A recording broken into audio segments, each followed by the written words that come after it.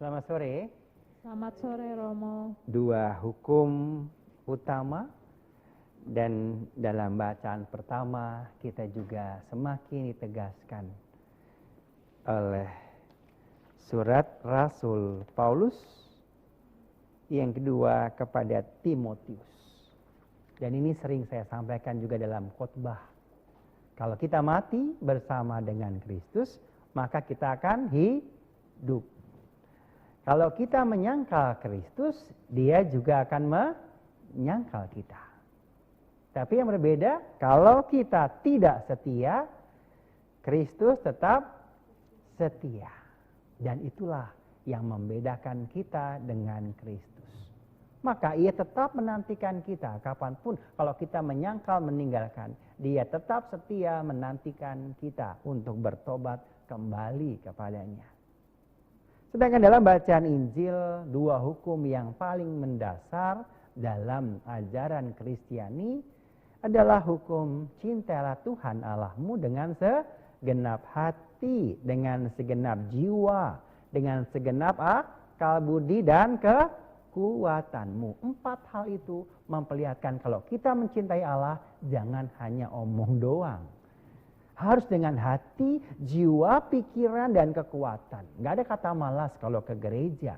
Gak ada kata malas untuk membaca kitab suci. Gak ada kata malas untuk sungguh-sungguh bertekun dalam kedisiplinan dalam doa. Kalau hari-hari ini kita masih menantikan kapan kita boleh merayakan Ekaristi di dalam gereja, di rumah-rumah ibadat. Kita harus juga taat kepada Allah melalui entah pemerintah, kebijakan keuskupan, paroki, dan juga hati nurani kita. Itu yang sering saya katakan. Mencintai Allah harus dengan otak, dengan akal budi. Kalau menyebabkan orang lain terluka, orang lain menderita, ya kita harus menyadari kita nggak cinta sama Allah berarti. Kalau kita dengan kekuatan, kita nggak lemes, hanya letoy ataupun kita bermalas-malas, kita nggak segenap hati. Jiwa kita punya semangat. Banyak orang-orang yang nggak punya kaki, nggak punya tangan, nggak punya mata, tetap berjuang. Dia memberikan dirinya untuk Allah. Dan itu luar biasa. Tapi hukum yang kedua yang tidak kalah penting, cintailah sesamamu manusia seperti dirimu sendiri. Kalau Anda tidak mau diperlakukan tidak adil, jangan perlakukan orang tidak adil. Amin. Kalau Anda tidak mau dihakimi, jangan menghakimi. Tapi ketika Anda mau dicintai, mencintailah. Kalau Anda sungguh-sungguh mau memberikan yang terbaik, diberikan yang terbaik, Anda harus juga memberikan yang terbaik pada semua orang. Sehingga apa yang kita lakukan pada orang lain, bahkan bukan hanya manusia, tapi sesamamu yang lain. Ada binatang di sana, ada tumbuh-tumbuhan. Perlakukan mereka dengan cinta yang total, seperti Anda mencintai dirimu sendiri.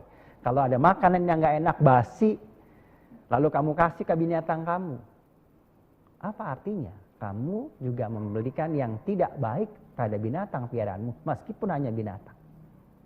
Kalau tumbuh-tumbuhan dikasih yang sisa-sisa dan sebagainya, juga gak dirawat dengan baik. Seenaknya saja, kalau saya pulang malam ya sudah saya siram, kalau gak pulang ya udah gak saya siram. Kalau Anda punya kedisiplinan, pagi atau siang atau sore, berikan. Tumbuhan juga mau hidup dengan air dan lain sebagainya. Bapak, Ibu, Saudari, Saudara terkasih, kiranya kedua hukum ini memperlihatkan kualitas hidup kita kepada Allah. Berikan yang terbaik kalau kita pun mau diberikan yang terbaik oleh Allah, oleh sesama dan kita semua. Amin. Kemuliaan kepada Bapa dan Putra dan Roh Kudus, seperti pada permulaan, sekarang, selalu, dan sepanjang segala abad. Amin.